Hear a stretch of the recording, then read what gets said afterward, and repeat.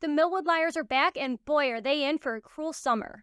Wait, wrong show. After surviving a school year being terrorized by a mass killer later revealed to be Archie Waters, the girls face a new torment: summer school. The premiere episode of Season 2 of Pretty Little Liars Summer School finally delivers justice to Ezra haters with the news that Imogen has found a new couple to adopt her baby because she got weird vibes from that Ezra dude.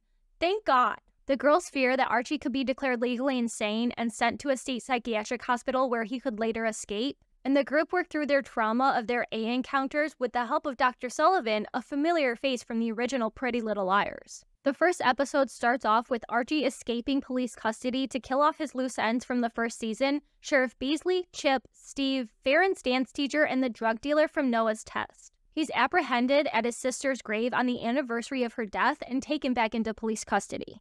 But all is not good in Millwood as Mouse gets hooked on a horror website, Spooky Spaghetti. Do you get it? Like creepypasta, but Spooky Spaghetti. Do you get it?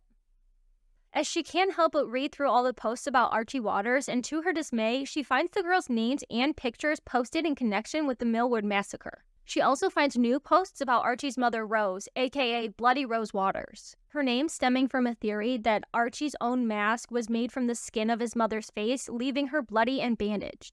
Mouse tells the girls that you can summon her by reciting her name into a mirror 5 times at midnight. At first they decline, but later relent and give it a shot at the school bathrooms in the middle of the night, getting startled by a janitor, which is much better than the alternative.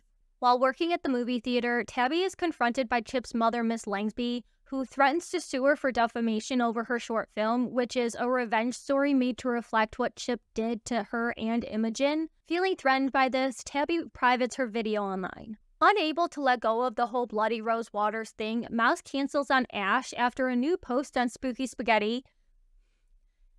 I can't take it seriously, and every time they say it, I'm like, do not say it again, and then they do. Unable to let go of the Bloody Rose Waters thing, Mouse cancels on Ash when a new post on Spooky Spaghetti claims to have located her cabin in the woods, prompting her to go searching for it with Noah and Farron. Ash secretly follows them and then confronts Mouse because he's worried about her obsession with the website. The next day, the verdict is delivered in the Archie Waters case, bringing the girls some comfort as it's announced that he's been sentenced to the death penalty.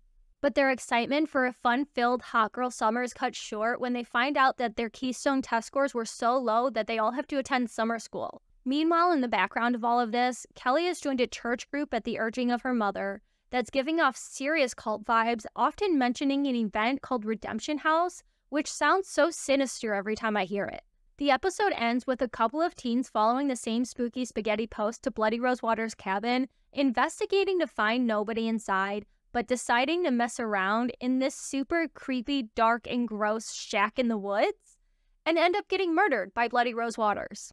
The first season kept A's identity and connection to the Liars a secret until the end, while the second season seemingly identifies the new killer right off the bat, Rose Waters, the mother of Archie Waters. But is that really the case, or are we waiting for a reveal that somebody else is posing as Bloody Rose?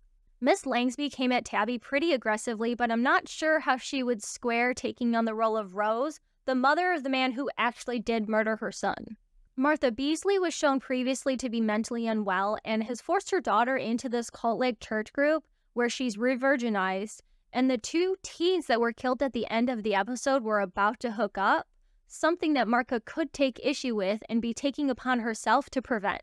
Relatedly, the killer could be connected to the church, with the creepy Pastor Malachi acting as the mastermind, just as Principal Clayton did in Season 1. And finally, I'm sorry to say, but Dr. Sullivan is giving me weird vibes. I know she's from the original show, and it could just be her connection to the Flaniverse, but there's something about her that feels suspicious to me. With 7 more episodes, there's plenty of time to theorize and speculate, so let me know any clues that you noticed or any theories you might have down in the comments.